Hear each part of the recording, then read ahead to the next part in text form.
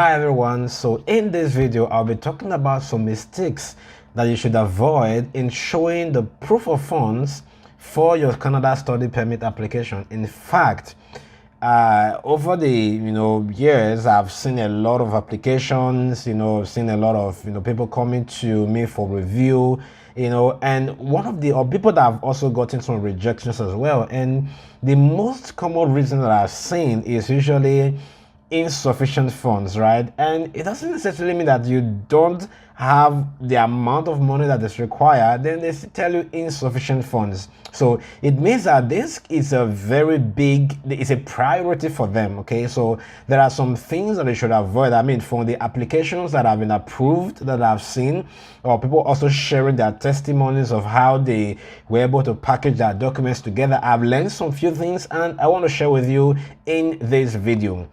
I will talk about 10 things that you should avoid and then also tell you the solutions to some of those problems. The very first thing you should try to avoid as much as possible is having lump sum in your account. Now, you may ask, what exactly will you define as lump sum? To some people, $2,000 may not be a lump sum. To other people, $2,000 may be a lump sum. So how do you check? Now, if you look at how much you're earning, let's say you're earning an equivalent of, let's say 1,000, just an estimate, right? You are earning an estimate of $1,000 a month, and you're showing a bank statement and there are deposits of about $3,000, $4,000 in your account. And that will be considered as a lump sum. For me, any amount like times 3 or 4 or times 5 of your basic salary, it should be considered as a lump sum. And if you are doing business, for people that are doing business, it's a little bit easier for them to justify because there is no set rule. You can make a lot of money in this month and maybe next month, you may not make as much. But be that as it may, if you're doing business and you are using your personal account, because that is actually, I've seen a lot of people that worked for, right? You don't have to, use or show your business account when you're applying for, when you're planning to show your proof of funds. You can use your personal account even while doing business. Okay, so if you have, if you notice that there is a big amount of money entering your account, which is maybe that you don't get as much, before, these are some of the things you need to justify. If you don't justify any lump sum in your account, that is already going to be a red flag. So what I advise you to do is look at your account, and any lump sum, if your dad gave you money maybe as a gift, it's allowed. Your dad can support you, your mom or your brother, they can support you. Okay, but let them write like a supporting letter, right, to kind of justify that they gave funds to you. And if the amount that they are giving you is really big, you have to still show their source of funds. I've seen a GCMS note where the visa officer said, well, you got a lump sum from your brother and we don't know the source of funds from your brother, right? So always try, if it's really much, let them write a supporting letter. If they can get maybe like their employment, document, their pay stubs to justify their source of funds, then that would be good. The second mistake that people make is just showing only bank statement in that section that is the proof of means of financial support. They don't, even though you show $1 million in your bank account and there are no documents to back up that funds, it's not going to fly. Okay, so don't just show your bank statement. Okay, if you're an employer, if you are working, get a reference letter from the place where you're working. If you have pay stubs, show your different pay stubs. If you have a business, add your CAC documents. If you have maybe receipts of maybe your business and all that, also include some of those things. It will really help the visa officer understand.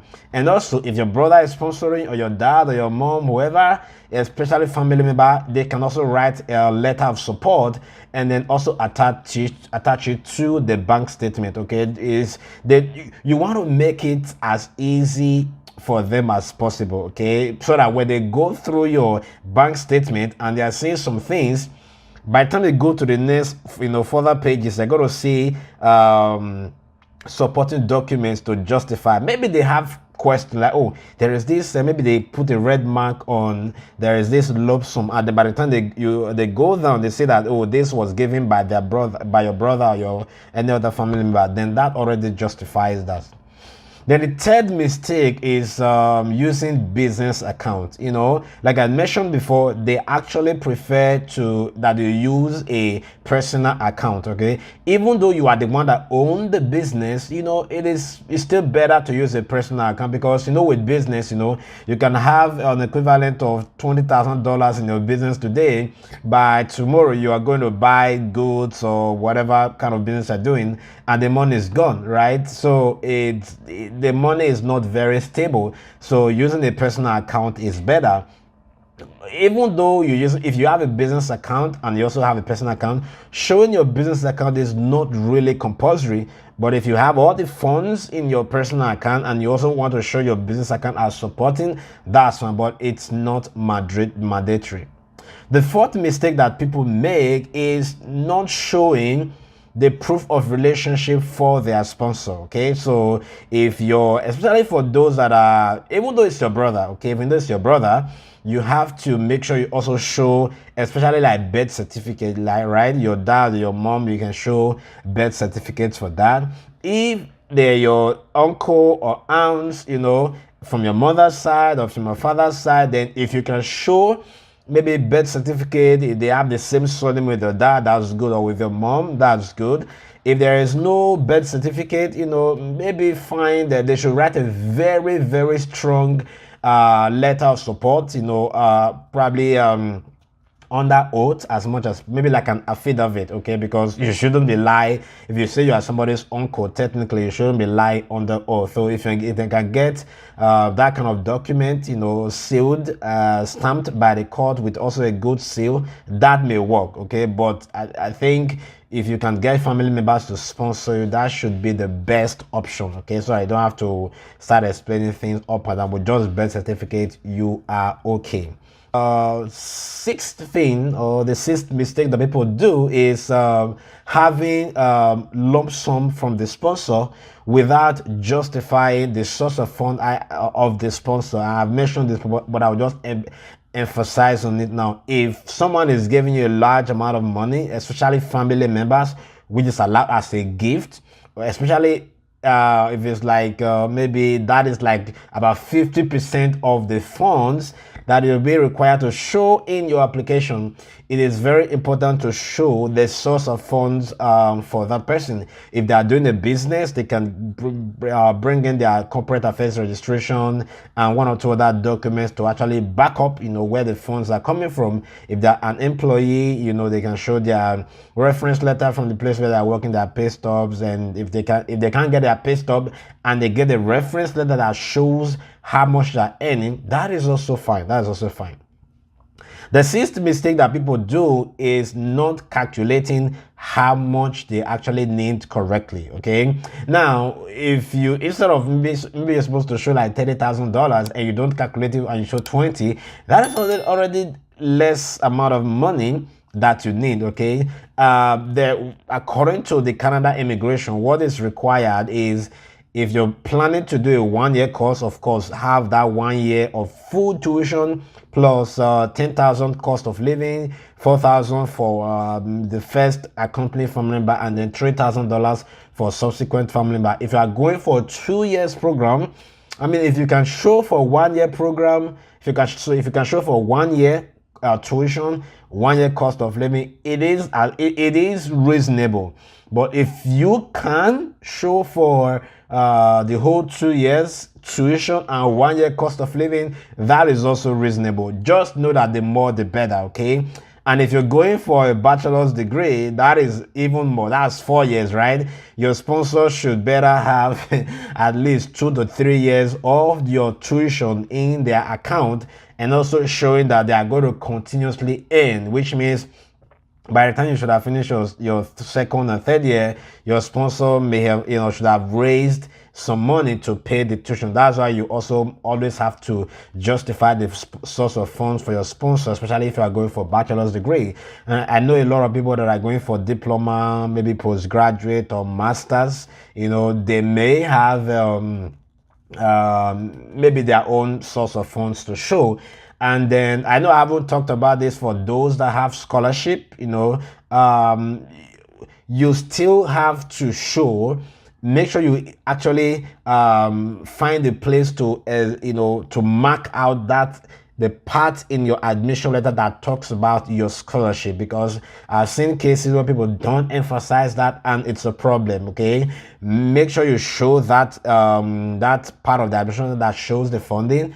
And then possibly if you can get a reference letter from your professor that accepted you, that will also be good. I mean, not all the time that they do that, but if you can, that'll be good. And then if you have your own funds to show, that is also good in addition to the scholarship. What that means is that you're telling the visa officer, at least, before I arrive Canada, flight and settle down first month, I have the funds to cover that, because if you're on scholarship, you might not get your scholarship activated till about 2 to 3 weeks after your arrival.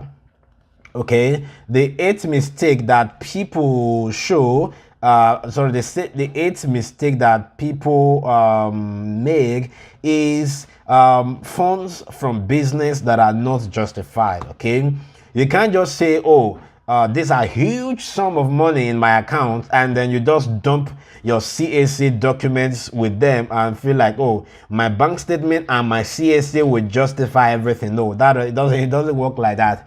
You need to give them more information about the funds, the sale, and if you can show pictures, that would be good. And if you have pictures of the place where the business is located, if it's a physical business, if you have a signboard, those are things you want to make it as real as possible. They like that thing. If you make it very real, they just like it. It means that you're very, very sincere. If you can do that, do that. Don't make the mistake of just showing bank statement and CAC. They wouldn't understand, especially when you have too much of lump sum coming into your account. So show some other documents, like maybe receipts from your business.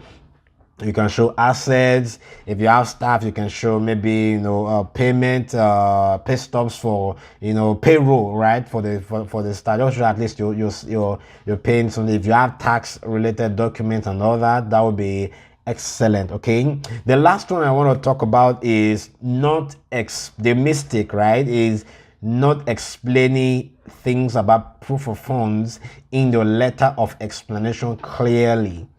Okay, even though you have your bank statement, your employee letter, your pay stubs and all of these things, your asset, okay, if you also have asset like house, lands and other things, you can attach it to the proof of funds, right? So don't just say, oh, I dump everything, you figure out all of these things. No. So take some time, at least a paragraph in your letter of explanation, to really emphasize, explain where the funds are coming from. If there are lump sum, in your account, what you can even do like a table, right? Maybe like a Word document, and list all the lump sums and then explain where they're coming from. If it's from your business or from family, it just makes it easier for them to understand. Okay, one paragraph is okay if you want to do one or two, but just make sure whatever you do, you actually explain it to them, so that it becomes clear to them when they read the letter of explanation and they're going through your document. It becomes easy for them to understand. I believe I have covered a lot of things, mistakes that people make in proof of funds and how to avoid them. I would just advise, pay careful attention to your proof of fund. It's one of the most important aspect of your application, your proof of fund and your letter of explanation. Pay careful attention to those things.